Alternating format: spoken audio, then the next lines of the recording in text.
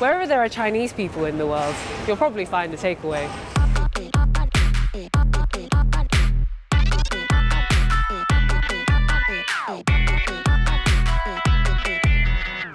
In the 1950s, immigrants from Hong Kong and the New Territories came to the UK to start a new life. By the 1970s, Chinese takeaways were big business, with one in every town. That's because families moved to avoid competition, which meant that their children were oftentimes the only Chinese people in the whole school. As the parents didn't always speak good English, the children that grew up in the UK spent their childhoods helping out at the takeaways. These are the takeaway kids.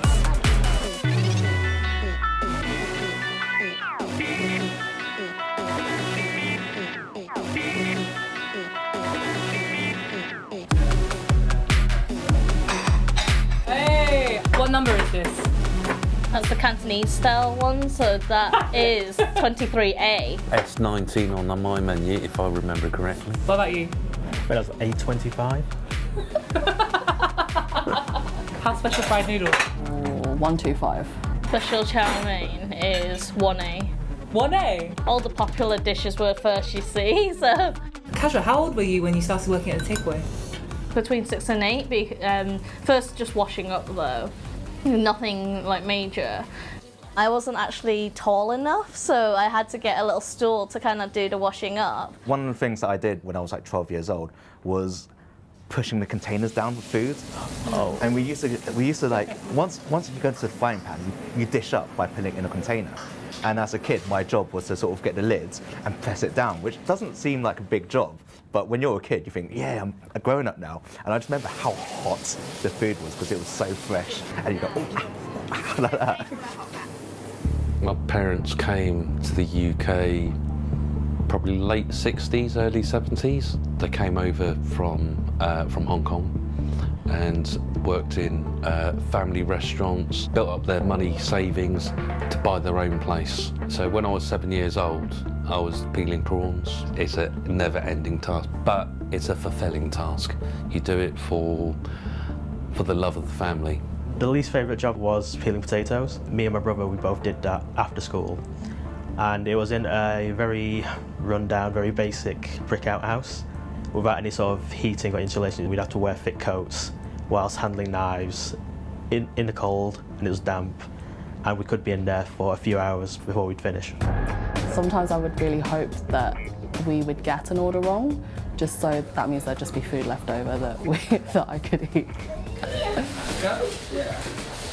When I was a kid, you'd have little Christmas buffets and stuff. Every kid would bring something in. I was always the kid with the prawn crackers. Were you quite popular then? Yes, always the prawn cracker kid. Everyone else brought sausage rolls and stuff like that. I think I was about 12 years old and I was working in front of the takeaway, frying some chips. And we've got this huge metal frying range, 2 massive compartments filled with oil for frying chips at 330 degrees. So I was frying chips, minding my own business. What I neglected to remember was there's a metal lid that covers the actual frying range. I didn't lock it in place, I was just frying away, hand sort of halfway into the actual thing. The lid slides down, before I know it, it's clamped down right there. Oh. I screamed, to say the least, but... Literally scarred for life. Everyone's got scars. Physical scars, mental scars, you know. Emotional scars. Emotional scars. When it comes to certain techniques about how to fry fish, especially when you're dealing with oil that's 300 degrees and you're a teenager, you know, you have to... It's a bit weird, like, when you get fish, you have to put it right at the surface of the oil. You can't throw it, because if you throw it, the splashback will hit you. And when we fry chips, we don't fry like a small portion, we fry like a massive bucket full. Yeah. And the technique that I was taught is that you're meant to pour it in. As a kid, it terrifies you because you will get burnt and you just think that it's going to splash back at you. And I hated it. I hated working at a fryer. Growing up, I wanted to go out, you know, go out to my friend's house, but I couldn't because I had a job, you know, on Thursday nights. And I resented that. I resented the fact that I had to work on a Friday night. Like, if I was going to meet some friends at a house party, I smelled like fish and chips because that's where I've been working. I'd finish school, I'd go to the takeaway, help out, do my homework, and then that'd be my day done. And then the next day when I go to school, I hear my friends talking about this great house party they've been to. And I'm just like, Oh, okay, you know, I was working, but okay, you know, too bad I can't be there.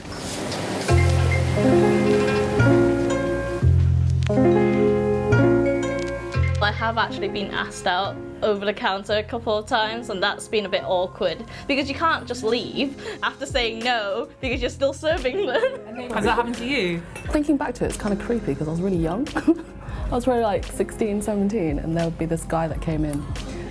He asked me to marry him. Is But it? like, I was like, I can't, I'm 16. I think I was about 16 or so.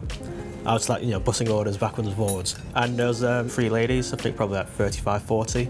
And they're like trying to call my name, you know, how you doing? And I was like, I was a bit busy, I'm sorry. At one point I heard them, oh, if I was 20 years younger, I'd have been. I was like, okay. I think I'm gonna stay back in the kitchen for a while. Did you stay there until they left then? Oh yeah, I hid. No shame in that.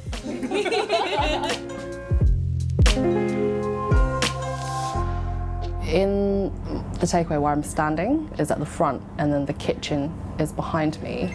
So when I take the phone orders, it's quite loud. So I was on this phone call for probably about 10 minutes trying to get the order down. She was obviously getting really agitated. And she was just like, can you please just get someone that can speak English on the phone, please?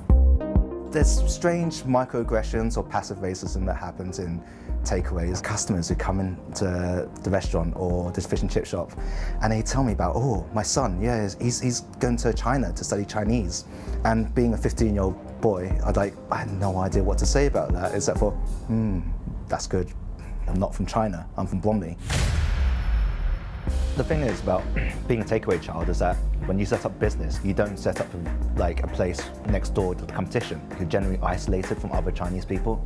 So growing up, generally, we don't see other Chinese people, but we just want to be like everyone else, but we're not because we're the only Chinese people in that town. So you can see all of it from both sides, so the English-speaking side and, you know, if you speak Cantonese or Mandarin. How does it make you feel as the kids of that? My parents would try and shield me away from it all and just usher me off, you know, just to quickly move, because they knew what was going on.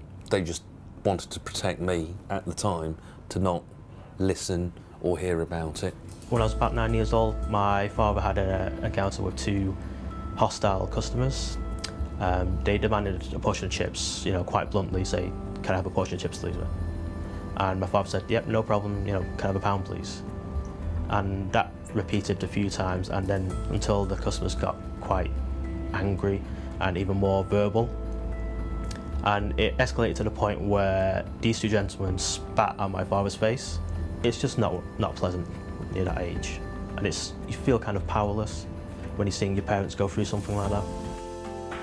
There is quite a common stereotype of Chinese people being quite timid, quite passive, and unwilling to stick up for themselves for the fear of confrontation. As I grew up, I got a little bit angry about it because I thought to myself, you know, it shouldn't be like this. My dad wasn't being rude to them especially. When they make fun of your race, it hurts. It's something that's really quite deep about it because you can't change the fact that my mum has an accent. You know, we get prank calls, which is a big thing because kids would find that funny just to call up the local takeaway or the fish and chip shop and just put on a Chinese accent and say, you know, I want to order dog or something like that, and it's horrible. Has that ever happened to any of you guys, prank calls on the takeaway? Yeah. Definitely, and the sad thing is, it's still happening to this day. And, you know, back then, you could potentially say, okay, maybe they've just not had enough education because, you know, Chinese people are new in this country, etc. But this day and age, there isn't really an excuse anymore. Sometimes our parents don't necessarily understand either, so it's a case of they're being taken out the mickey out of. That hurts sometimes more. The fact that, because we were born here and we understand the context of, oh, do you order dog? We know why that's racist. But our parents, they generally just think it's just kids being kids. In the world, our parents are meant to protect us, but in some ways we protect them by not telling them why what they did was wrong. So it's kind of a lot of responsibility on a teenager growing up to tell, you know, not to tell your parents why that person was racist, but in your heart, you know what they did was terrible.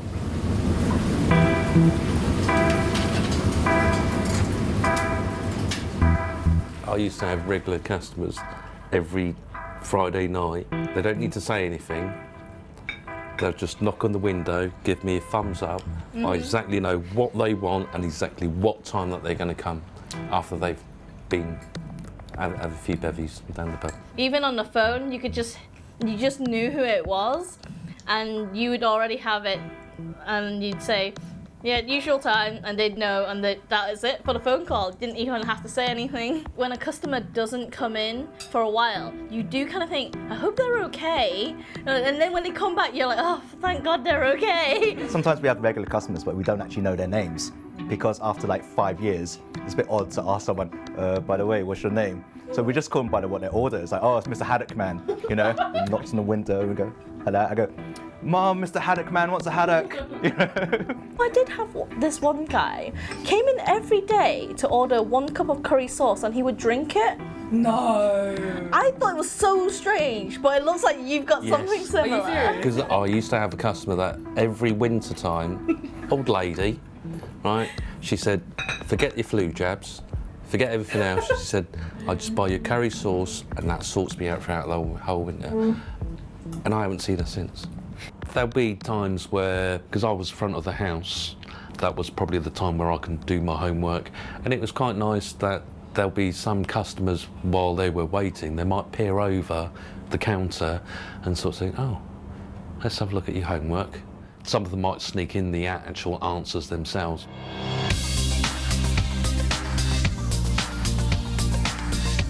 It's not as special anymore because you can just get a Chinese so easily now. Back then you didn't have a delivery. You rang to collect or you walked in to order right then and there. And it wasn't until I was about 15, 16 and we thought, you know, it'd be really good to deliver. We had to buy a map of the town and stick it on the wall. So whenever someone ordered, we just had to look up on the map, right, where is it? Is it in D7 or E7 and so on? And then you just essentially have to remember the route as well, because you couldn't take the entire map with you.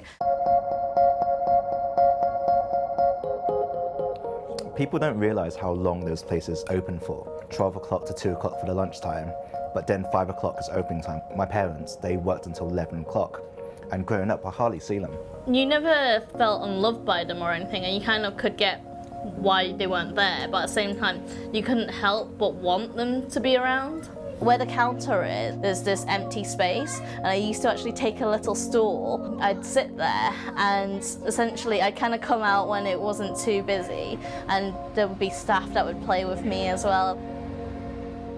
When my parents moved to the UK, they opened up the takeaway because that was the kind of job that they can actually get by rights. My dad is a carpenter, and the only thing that he could next progress on was to cook the food, along with my mum. And at the time, the UK didn't have that much of a takeaway business, and this is where we all kind of started out. My parents worked really hard, just like everyone else is. And I saw that just because I never saw my dad. He was always at work. But I feel that they've given me everything. They've done their best to give me everything, and I kind of just feel like really lazy in comparison to that now. They spent pretty much all of their time at the takeaway, and my mum helped out whenever she could. She had to take us to school and take us to piano lessons and swimming lessons and dance lessons. I feel like they worked extra hard to just fit that all in for us. They've come really far, so I'm really proud of where they are now. My mother, she stayed on her feet for 13, 14 hours a day, and it really does make you appreciate how lucky we have it, that our parents sacrificed a lot in their early lives to build up what we have now. We were given the opportunity to go to college, to go to university, and a lot of other people were given head starts because of their parents' hard work. My parents came to this country with nothing. They were immigrants. They weren't really educated at university or anything like that. They didn't have any skills, and if anyone works in catering within the restaurant industry, or fish and chips, or Chinese restaurant or takeaway, you know how hard it is to make money. And they done a lot to sacrifice their life for us to have a better life.